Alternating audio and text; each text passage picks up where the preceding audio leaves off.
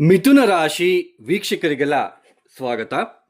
ಮೃಗಶಿರ ನಕ್ಷತ್ರ 3, 4ನೇ ಪಾದ, ಆರಿದ್ರ ನಕ್ಷತ್ರ 4 ಪಾದಗಳು, ಹಾಗೆಯೇ ಪುನರ್ವಸು ನಕ್ಷತ್ರ 1ನೇ ಪಾದ, 2ನೇ ಪಾದ, 3ನೇ ಪಾದ ಈ ಮಿಥುನ ರಾಶಿಯಲ್ಲಿ ಬರ್ತಕ್ಕಂತಹ ನಕ್ಷತ್ರಗಳು.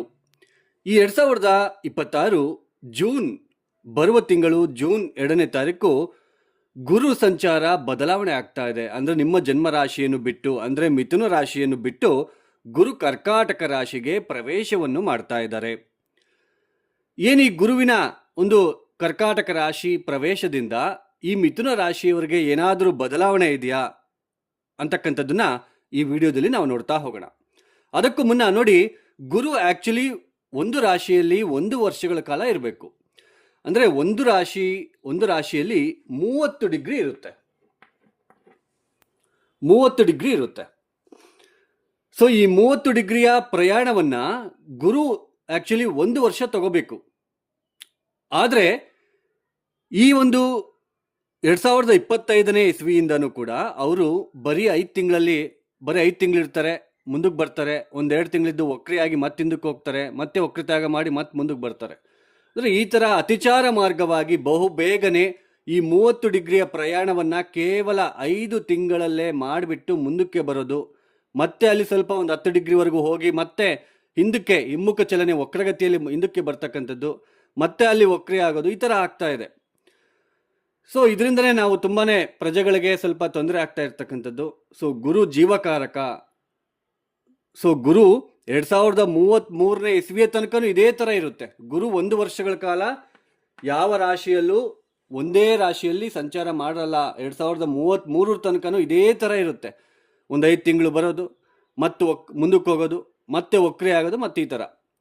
ಅದೇನೇ ಇರಲಿ, ನಾನು ನಿಮಗೆ ನೋಡಿ, ಈ ಗುರು ಜೂನ್ 2ನೇ ತಾರೀಕು ಕರ್ಕಾಟಕ ರಾಶಿಗೆ ಬರ್ತಾರೆ. ಕೇವಲ 5 ತಿಂಗಳು ಮಾತ್ರ ಇಲ್ಲಿ ಇರ್ತಾರೆ. ಅಕ್ಟೋಬರ್ 31ಕ್ಕೆ ಸಿಂಹ ರಾಶಿಗೆ ಬರ್ತಾರೆ. ಮುಂದಕ್ಕೆ ನಿಧಾನವಾಗಿ ಮುಂದಕ್ಕೆ ಸಿಂಹ ರಾಶಿಗೆ ಪ್ರವೇಶವನ್ನು ಮಾಡ್ತಾರೆ. ಅಕ್ಟೋಬರ್ 31ಕ್ಕೆ ಸಿಂಹ ರಾಶಿಗೆ ಬಂದು ಸ್ವಲ್ಪ ದೂರ ಪ್ರಯಾಣ ಮಾಡಿಬಿಟ್ಟು ಈ ಡಿಸೆಂಬರ್ 13ನೇ ತಾರೀಕು ರಿವರ್ಸ್ ತಗೊತಾರೆ. ಅಂದರೆ ವಕ್ರಗತಿ, ಹಿಮ್ಮುಖ ಚಲನೆ. ಡಿಸೆಂಬರ್ 13ಕ್ಕೆ ವಕ್ರಗತಿ ಪ್ರಾರಂಭ ಮಾಡ್ಕೊಂಡ್ಬಿಟ್ಟು ನಿಧಾನಕ್ಕೆ ಹಿಮ್ಮುಖವಾಗಿ ಹೋಗ್ತಾ ಈ ಜನವರಿ 26ಕ್ಕೆ ಮತ್ತೆ ಕರ್ಕಾಟಕ ರಾಶಿಗೆ ಪ್ರವೇಶವನ್ನು ಮಾಡ್ತಾರೆ. ಅದೇ ವಕ್ರಗತಿಯಲ್ಲೇ. ಗುರು ಯಾವತ್ತೇ ಆಗಲಿ ವಕ್ರಿ ಆಗಬಾರ್ದು. ವಕ್ರಿ ಅಂದ್ರೆ ಏನು ಗೊತ್ತಾ? ಯಾವ ರಾಶಿಯಲ್ಲಿ ಅವರು ವಕ್ರಿ ಆಗ್ತಾರೋ, ಈಗ 2ನೇ ಮನೆಯಲ್ಲಿ ವಕ್ರಿ ಆಗ್ತಿದಾರಾ, ಸಪ್ತಮ ಸ್ಥಾನದಲ್ಲಿ ವಕ್ರಿ ಆಗ್ತಿದಾರಾ, 8ನೇ ಮನೇಲಿ ವಕ್ರಿ ಆಗ್ತಿದಾರಾ, 9ನೇ ಮನೇಲಿ ವಕ್ರಿ ಆಗಿದಾರಾ, ಯಾವುದೇ ಗ್ರಹ ತಗೊಳ್ಳಿ, ಯಾವ ಮನೆಯಲ್ಲಿ ವಕ್ರಿ ಆಗ್ತಾರೋ ಆ ಮನೆಗೆ ಸಂಬಂಧಪಟ್ಟಿರ್ತಕ್ಕಂತಹ ವಿಚಾರದಲ್ಲಿ ಸಾಕಷ್ಟು ಸ್ಟ್ರೆಸ್ ಇರುತ್ತೆ, ಒತ್ತಡ ಇರುತ್ತೆ, ಸಾಕಷ್ಟು ತೊಂದರೆಗೆ ನಾವು ಪಡಬೇಕಾಗುತ್ತೆ. ಸೊ ಡಿಸೆಂಬರ್ 13ಕ್ಕೆ ವಕ್ರಗತಿ ಪ್ರಾರಂಭ ಮಾಡಿಕೊಂಡು ಜನವರಿ 26ಕ್ಕೆ ಕರ್ಕಾಟಕ ರಾಶಿಗೆ ಬಂದು ಅದೇ ವಕ್ರಗತಿಯಲ್ಲೇ ಸ್ವಲ್ಪ ಹಿಂದಕ್ಕೆ ಕ್ರಮ ಹೋಗ್ತಾ ಏಪ್ರಿಲ್ 13ನೇ ತಾರೀಕು ಮತ್ತೆ ಫಾರ್ವರ್ಡ್ ಮೋಷನ್, ಅಂದರೆ ಮತ್ತೆ ಮುಂದಕ್ಕೆ ಪ್ರಯಾಣವನ್ನು ಬೆಳೆಸ್ತಾರೆ. ಅಂದರೆ ಕೇವಲ 5 ತಿಂಗಳು ಮಾತ್ರ ನಿಮಗೆ ಮಿಥುನ ರಾಶಿಯವರಿಗೆ ಗುರುಬಲ ಇರುತ್ತೆ. ನೋಡಿ, ಗುರುಬಲ ಶನಿಬಲ ಅಂತ ಹೇಳ್ತಾ ಇರ್ತೀರ ನೀವೆಲ್ಲ. ನಮಗೆ ಗುರುಬಲ ಇಲ್ಲ, ನಮ್ಗೆ ಶನಿ ಕಾಟ, ಅದು ಇದು ಅಂತ ಹೇಳ್ತಾ ಇರ್ತೀರ. ಮಿಥುನ ರಾಶಿ ಇದು ರಾಶಿ ಫಲಿತಾಂಶ. ಗೋಚಾರದಲ್ಲಿ ಗ್ರಹಗಳು ಒಂದು ರಾಶಿಯಿಂದ ಮತ್ತೊಂದು ರಾಶಿಗೆ ಹೋಗ್ತಾ ಇರ್ತಾರೆ, ಚಲಿಸ್ತಾನೇ ಇರ್ತಾರೆ. ಸೊ ಚಂದ್ರನಿರ್ತಕ್ಕಂತಹ ರಾಶಿಯಿಂದ, ಚಂದ್ರ ಯಾವ ಮನೇಲಿ ಇರ್ತಾರೋ ಅದು ನಮಗೆ ರಾಶಿ. ಆ ರಾಶಿಯಿಂದ ಗುರು ಎಲ್ಲಿದ್ದಾರೆ, ಶನಿ ಎಲ್ಲಿದ್ದಾರೆ, ಬುಧ ಎಲ್ಲಿದ್ದಾರೆ, ಶುಕ್ರ ಎಲ್ಲಿದ್ದಾರೆ, ಅದರ ಮೇಲೆ ಗೋಚಾರ ಫಲಿತಾಂಶಗಳನ್ನು ಹೇಳ್ತಾ ಇರ್ತಕ್ಕಂಥದ್ದು. ಕೇವಲ ಗುರುಬಲದಿಂದಲೇ ನಮ್ಮ ಜೀವನದಲ್ಲಿ ಎಲ್ಲವೂ ಕೂಡ ನಡೆಯುವುದಿಲ್ಲ. ನಮ್ಮ ಜನ್ಮಜಾತಕ ಚೆನ್ನಾಗಿರಬೇಕು. ನಾವು ಹುಟ್ಟಿರ್ತಕ್ಕಂಥ ಏನು ಇವತ್ತು ಬೆಳಗ್ಗೆ, ಅಂದರೆ ಇವತ್ತು ಯಾವ ವಾರ, ಇವತ್ತು ಎಷ್ಟನೇ ತಾರೀಕು, ಇವತ್ತು ಯಾವ ತಿಂಗಳು, ಇದು ಯಾವ ವರ್ಷ, ಏನು ಹುಟ್ಟಿರ್ತಾರೆ ನೋಡಿ. ಸೊ ಆ ಸಮಯದಲ್ಲಿ ನಿಮಗೆ ಒಳ್ಳೆ ಗ್ರಹಗತಿ ಚೆನ್ನಾಗಿತ್ತು ಅಂದರೆ ನಿಮಗೆ ಈ ಗೋಚಾರ ಫಲಿತಾಂಶ, ಗುರುಬಲ ಶನಿಬಲ ಯಾವುದು ಬೇಕಾಗಿಲ್ಲ. ಇದನ್ನು ಅರ್ಥ ಮಾಡ್ಕೊಳ್ಳಿ.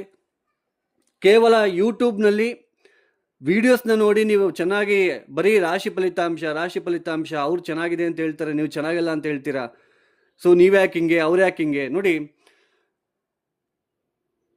ಜ್ಯೋತಿಷ್ಯ ಹೇಳಿರ್ತಕ್ಕಂಥದ್ದು, ಜ್ಯೋತಿಷ್ಯ ಶಾಸ್ತ್ರದಲ್ಲಿ ರಾಶಿ ಫಲಿತಾಂಶ ಗೋಚಾರದಲ್ಲಿ ಬರ್ತಕ್ಕಂಥದ್ದು. ನಮ್ಮ ವೈಯಕ್ತಿಕ ಜನ್ಮ ಜಾತಕದಲ್ಲಿ ಯಾವ ದಶಾಭುಕ್ತಿ ನಡೀತಾ ಇದೆ, ಗ್ರಹಗಳ ಸ್ಥಿತಿಗತಿ ಹೇಗಿದೆ, ಅದರ ಮೇಲೆ ನಮ್ಮ ಜೀವನದಲ್ಲಿ ಎಲ್ಲವೂ ಕೂಡ ಇರುತ್ತೆ. ಗುರುಬಲ ಶನಿಬಲದಿಂದ ನಮ್ಮ ಜೀವನದಲ್ಲಿ ಎಲ್ಲವೂ ಕೂಡ ನಡೆಯುವುದಿಲ್ಲ. ಇದು ನಿಮಗೆ ಕನ್ಕ್ಲೂಷನ್ ಅರ್ಥ ಮಾಡಿಸ್ಲಿಕ್ಕೆ ಮಾತ್ರ ನಾನು ಪ್ರಯತ್ನ ಪಡ್ತಾ ಇದ್ದೇನೆ. ನೋಡಿ, ಈಗ ಮಿಥುನ ರಾಶಿ, ನಿಮ್ಮ ಜನ್ಮ ರಾಶಿಯಿಂದ ಗುರು 2ನೇ ಮನೆಗೆ ಪ್ರವೇಶವನ್ನು ಮಾಡ್ತಾ ಇದ್ದಾರೆ. ಸಾಕಷ್ಟು ದಿನಗಳಿಂದ ಉದ್ಯೋಗದ ವಿಚಾರದಲ್ಲಿ, ಆರ್ಥಿಕ ವಿಚಾರದಲ್ಲಿ ಹಿನ್ನಡೆ ಅನುಭವಿಸ್ತಾ ಇದ್ದೀರಾ. ಸಾಕಷ್ಟು ತೊಂದರೆಗಳನ್ನು ಪಡ್ತಾ ಇದ್ದೀರಾ, ಗೊಂದಲಗಳನ್ನು ನೀವು ಅನುಭವಿಸ್ತಾ ಇದ್ದೀರಾ. ಹಾಗೆಯೇ ಆರೋಗ್ಯದ ವಿಚಾರದಲ್ಲೂ ಕೂಡ, ಹಾಗೆಯೇ ಮದುವೆ ಆಗದೆ ಇರ್ತಕ್ಕಂಥವ್ರಿಗೆ ಮ್ಯಾಚಸ್ ಹುಡುಕ್ತಾ ಇದ್ರು ಕೂಡ ಸರಿಯಾದ ಮ್ಯಾಚ್ ಸಿಗ್ತಾ ಇಲ್ಲ. ಸೊ ಈ ಥರ ತುಂಬ ತೊಂದರೆ ಪಡ್ತಾ ಇದ್ದೀರಾ. ಗುರು ಇನ್ನು ಮುಂದಕ್ಕೆ 2ನೇ ಮನೆಗೆ ಪ್ರವೇಶವನ್ನು ಮಾಡ್ತಾ ಇದ್ದಾರೆ. ದ್ವಿತೀಯ ಸ್ಥಾನಕ್ಕೆ ಗುರುಬಲ ಬರ್ತಾ ಇದೆ ಈ ಮಿಥುನ ರಾಶಿಯವರಿಗೆ. ಇದು ಕೇವಲ 5 ತಿಂಗಳಿರುತ್ತೆ ನೋಡಿ. ಜೂನ್ 2ನೇ ತಾರೀಕಿನಿಂದ ಅಕ್ಟೋಬರ್ 31 ತನಕ ಮಾತ್ರ ಸ್ವಲ್ಪ ನಿಮಗೆ ಗುರುಬಲ ಇರುತ್ತೆ. ಯಾವಾಗ ಗುರುಬಲ ಬೇಕು ನಮಗೆ? ನಿಮಗೆ ಜನ್ಮಜಾತಕದಲ್ಲಿ ದಶಾಭುಕ್ತಿ ಚೆನ್ನಾಗಿಲ್ಲ ಅಂತಂದರೆ ಸೊ ಕಷ್ಟಪಡ್ತಾ ಇರ್ತೀರಾ, ಸಾಕಷ್ಟು ನೋವು ಪಡ್ತಾ ಇರ್ತೀರಾ. ಅಂಥ ಸಮಯದಲ್ಲಿ ಏನಾದರೂ ಗುರುಬಲ ಬಂದಾಗ ಸ್ವಲ್ಪ ಎಲ್ಲ ಒಂದು ಕಡೆ ಬೇಸಿಗೆಯಲ್ಲಿ ಮಳೆ ಬಂದೋದಂಗೆ ಇರುತ್ತೆ. ಸೊ ಇದನ್ನು ನಿಮಗೆ ಅರ್ಥ ಮಾಡಿಸ್ಲಿಕ್ಕೆ ಇಷ್ಟೆಲ್ಲ ಹೇಳ್ತಾ ಇದ್ದೀನಿ. ಮತ್ತಮೇಲೆ ನಿಮ್ಮ ಜನ್ಮಜಾತಕದಲ್ಲಿ, ವೈಯಕ್ತಿಕ ಜನ್ಮಜಾತಕದಲ್ಲಿ ದಶಾಭುಕ್ತಿ ಚೆನ್ನಾಗಿದ್ದರೆ ನಿಮಗೆ ಯಾವುದೇ ತೊಂದರೆ ಇರೋದಿಲ್ಲ. ಆ ಸಮಯದಲ್ಲಿ ಗುರುಬಲ ಬಂದರೆ ಮತ್ತಷ್ಟು ಶಿವ ಫಲಿತಾಂಶ ಪಡಿತೀರಾ ಅಷ್ಟೇ. ನಿಮ್ಮ ಜನ್ಮಜಾತಕದಲ್ಲಿ ಗ್ರಹಸ್ಥಿತಿ ಚೆನ್ನಾಗಿಲ್ಲ, ತುಂಬ ನೆಗೆಟಿವ್ ಇದೆ, ತುಂಬ ದೋಷಗಳಿದೆ ಅಂತಂದರೆ ಆ ಕರ್ಮದಿಂದ ಬೇಗನೆ ತಪ್ಪಿಸ್ಕೊಳ್ಳೋದಕ್ಕೆ ಆಗುವುದಿಲ್ಲ. ಇದನ್ನು ಅರ್ಥ ಮಾಡ್ಕೊಳ್ಳಿ. ನೀವು ಉಂಗುರ ಹಾಕ್ಕೊತಿರೋ ಅಥವಾ ಏನು ಹಾಕ್ಕೊತಿರೋ ಅದರಿಂದ ಕರ್ಮ ಹೋಗುತ್ತೆ ಅಂತ ನೀವು ತಿಳ್ಕೊಂಡಿರ್ತೀರ. But that is fake. ಅದು ತುಂಬ ಸುಳ್ಳಿನ ಒಂದು ಮಾತು.